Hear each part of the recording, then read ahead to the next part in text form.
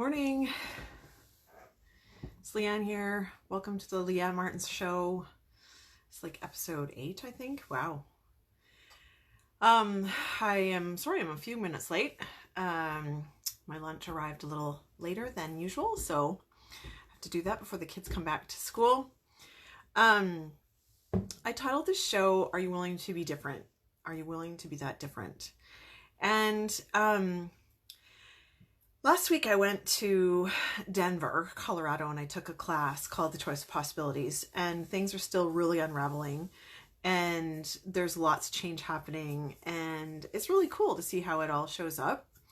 And I've been really thinking about, the different choices that I have made, the different choices that I want to continue to make, around, and making a demand of myself around the places that are not working anymore in my life. And, some of that is relationships. Some of that is around money.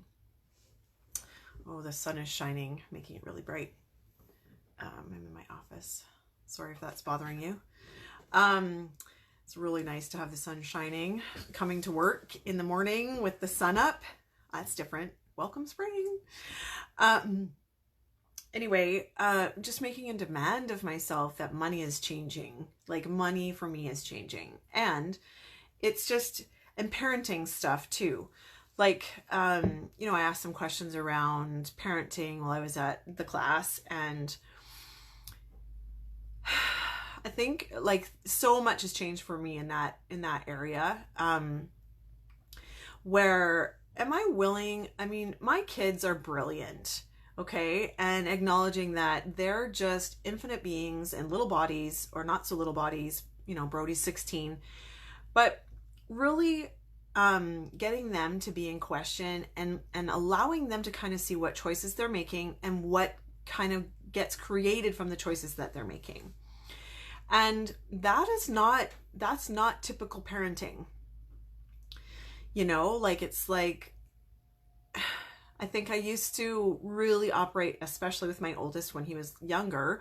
And this was the influence of people around me. I mean, it's just how I was raised, how other people were parenting.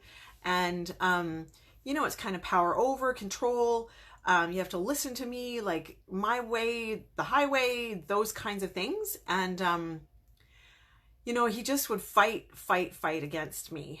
And, what I'm really learning, especially now that he's 16, is that, in 2 years, he's on his own. Like what purpose is me doing everything for him and making decisions for him, and controlling every move he makes going to create for him? At what point do we let our kids experiment with, the choices that they're making and see what happens? My little guy, he loves sugar. And you know what? I just really don't have a point of view around it. I just really don't. And that is very different. Most parents are like, oh, they can't have any sugar, like all this stuff. They've got to do this, sleep this many hours, all the things. Well, what if that doesn't work for him? Brody wasn't as into sugar as Bryson is. But what if it works for him? So, we did a little experiment. It's very interesting. Like, it's just like leading him to choose for himself. And it's like, look at that. 20 Jolly Ranchers in one sitting or in a short period of time actually makes me feel like crap. Hurts my teeth. And I have a tummy ache. Okay. So because you chose to eat that many, that's kind of what the result was for you and your body. So the next day, it's like, all right, what would 10 create? He's like, I'm going to try 8. Like, okay. So he tried 8. And the same thing kind of happened. Like his teeth started hurting and, he wasn't feeling so good. He didn't want to eat his supper. I'm like, so your body's hurting, like your teeth are hurting. So is that a direct relation to the 8 Jolly Ranchers that you ate? He's like, well, yeah. I'm like, okay. So what would you like to choose the next day? The next day he picked 3. But me saying to him, like, you're not allowed to have more than 2 Then he's got to fight against me. He will go, I can put them in the highest shelf. He will find a ladder, climb up the ladder, go into the cupboard and eat it anyway. So what is the point in fighting with him about it? Allowing him to have as many as he damn well wants, realizing it's going to make him sick, and he chooses something different next time. That is not normal parenting. That's not typical parenting. But it's working for my kid. It's working for me. And I don't really care what other people think. That sounds terrible, but it's like, you know, from other people's perspective, that's Bananaville. It works for me. It works for my kid. And I'm also teaching him that every choice that he makes creates something. He's 5. So he gets to choose. You know, I give him that space to choose. Like, what's the big deal? It's not the end of the world. You know? Anyway, that's just me. That's my little rant. My rant. But the point I'm trying to make is, like, I operated so much on worrying about what other people would think about me, my choices, and what I was making. Now I don't really care. What works for me works for me and my household and my kids. And did he choose through that stuff? And now he doesn't want any Jolly Ranchers anymore. Like, it's like a non-issue. So if I let him just kind of choose for himself and he figures it out instead of me telling him, and that's just like little things, right? I mean, my oldest, don't go to bed. Don't sleep all night. What's going to happen the next day when you're trying to function at school? Oh, maybe that's not such a good idea. I don't think I'm going to do that again. All right. But if I was telling him, go to bed, go to bed, go to bed, he just has to resist me. And then he has to, on purpose, to stay up all night because I told him he shouldn't. So, anyway. And making a demand of myself to change things with money. It's like I'm doing a money class on Wednesday night in Swift Current with my friend Darla Bailey. And what we're looking at is really diving in and looking at our points of view around money. Because our points of view around, our points of view basically limit us or can be, how things show up for us. So if we think like that money is hard, we have to work really hard for our money, well, what do you think is going to happen? Are you going to have an extra abundance of it? I've been looking at and asking questions around money in the last week, and it's very interesting and actually acknowledging where things show up. We bill at a hockey player, and like he's made it into the playoffs, and we get so much money each month because we don't know what the playoffs looks like. We might be there in March for a week. He might be there for 3 weeks. He might be there for the whole month. I don't know. We don't know. But his mom and dad said, here, take this money, keep it. We know he eats more than what, so that's like an extra bit of money that I wouldn't have had. How does it get better than that? We went out for brunch. They paid for our brunch. That's kind of, it's like not cash money, but it's money that's coming into me and I don't have to pay out of my pocket. So it's like, I'm grateful for it and actually looking at it and acknowledging that that money comes in all the time for me, and how can more come in that way? Today I'm at school. A boy that I taught dropped by. He's like, here, give me your car keys, your Jeep keys. I'm going to go and take it and wash it for you. I mean, it's dirty because it was like been melting, and I drove to Denver and it was, salt and all the things. And I was like, sweet. I'm like, that's like $10-15 that I've saved just by him offering to go and wash my Jeep for me. And I'm willing to receive it. I'm like, thank you. That is amazing. I appreciate it so much. I'm so grateful. And then, I'm fed every day here at the colony. They give me lunch. So I don't have to worry about going to the store, making some stuff, packing a lunch, all the effort that takes. It's like, I don't have to worry about it. And it's like free money to me. I like, $10-15, whatever.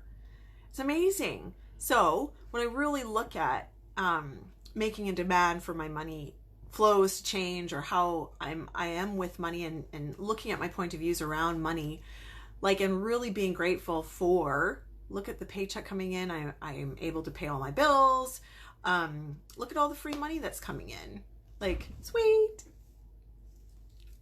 You know, it's kind of amazing how that works. So anyway, if you're interested, Wednesday night, 7 o'clock in Swift Current, just reach out. We're doing a money class, just looking at kind of points of view around money and you know, what it would create to change some of those points of view to create greater for ourselves. And so anyway, are you willing, right? Are you willing to do whatever it takes, be whatever it takes to choose something different for yourself? You look at something that is maybe not working in your life, and what can you do to change it? And how different can you be with it? You know, not everyone has the courage to go after things, but are you willing to? You know what? Maybe the answer is no. No, I don't really actually want to look at that right now. And that's okay. You're aware of it though.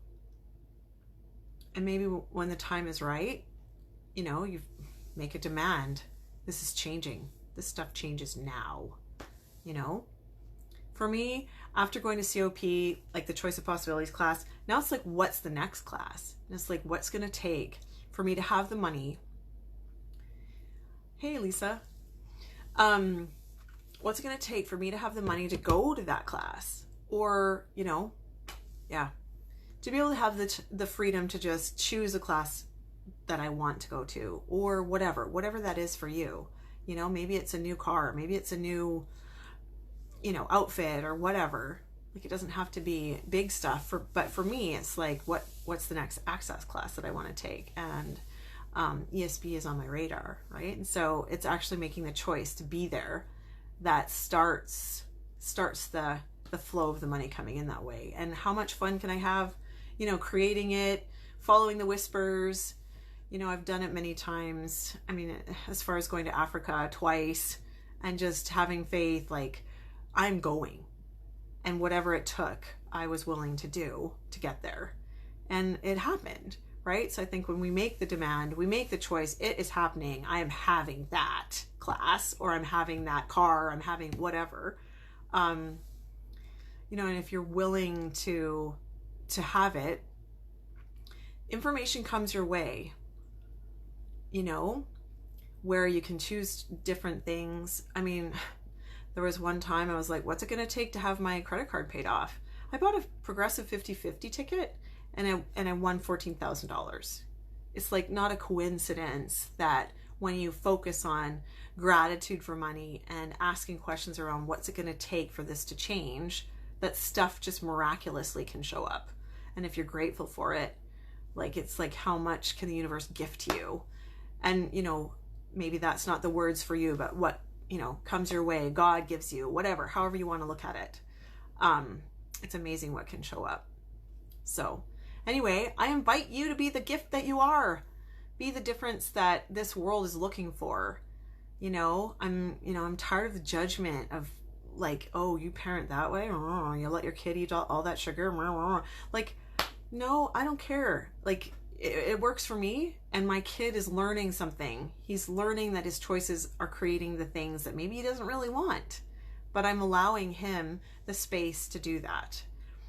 And that's just not typical parenting, you know, and you know, I've had people, you know, make comments about it, but it doesn't really matter to me. And so I'm willing to be that difference because it's working in our household. And so anyway, are you willing to do that? Yay, nay, it doesn't really matter. But at some point when we want to change something, we choose it, you know, and it changes. So anyway, the kids will be back soon, and I'm going to enjoy my hot chocolate. You like my, oh, it's backwards. Teacher's rule. I teach math. So it's a fun mug that I like to drink out of. So anyway, have a good day, and we'll talk to you next week. Bye for now.